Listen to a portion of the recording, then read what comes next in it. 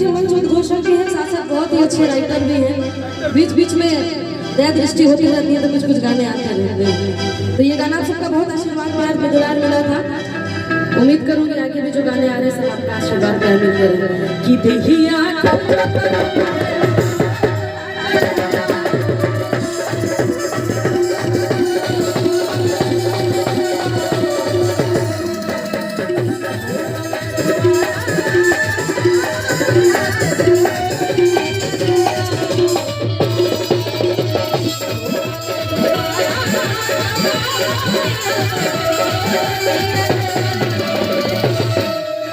राजा चले न रोजे देहिया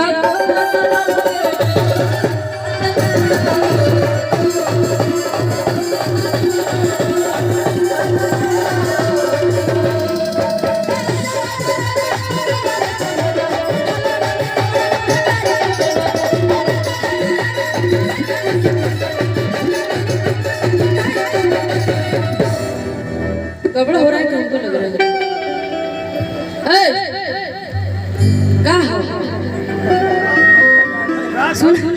सुने हो ना, सुने आप चचा पड़ा आप सुने हैं ना? नहीं सुने हैं? जहर मंगाए आपके लिए खा के मर जाइए। गाना नहीं सुने तो कोई फायदा नहीं है जिंदगी का। जगह जो लोग सुने हैं वो रिएक्ट करेंगे कि गाना सुने हैं।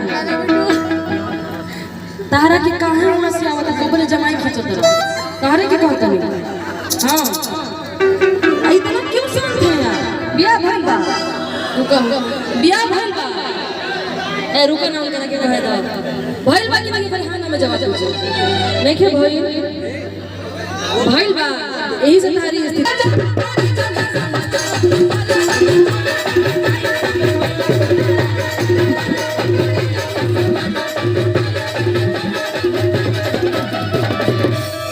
और भोलानाथ यादव लड़की के पिताजी हैं, उनकी तरफ से बार बार ढेर सारा पुरस्कार बार बार आशीर्वाद प्यार दुला।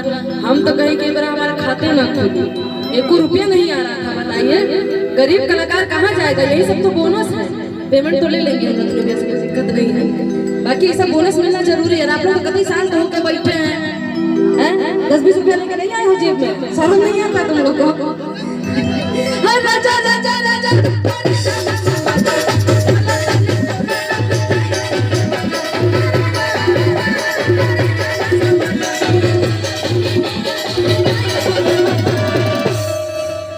अरे वहिया में कसी के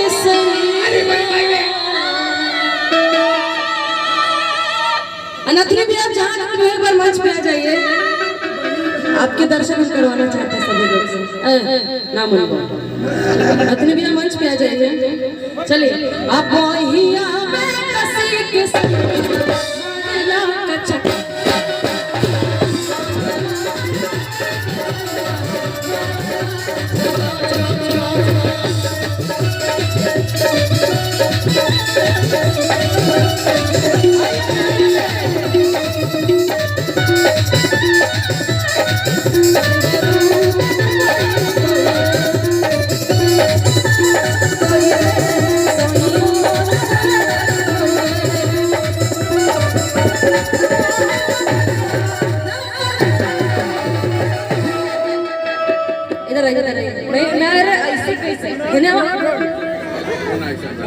अरे अब हो देखिए जो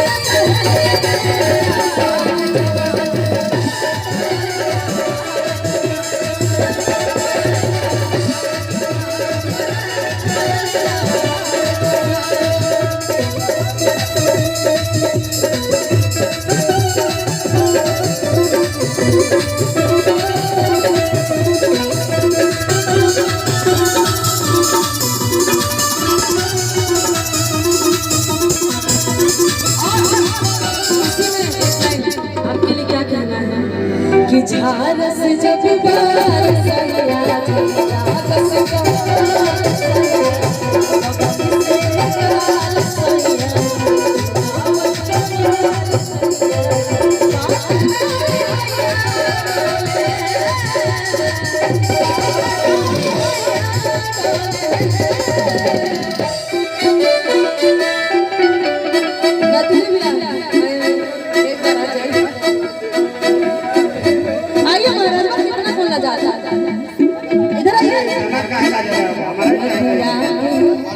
भाई का नाची हमको ना संती सुना भोजाई के लगे अपने संती उनके भिजवा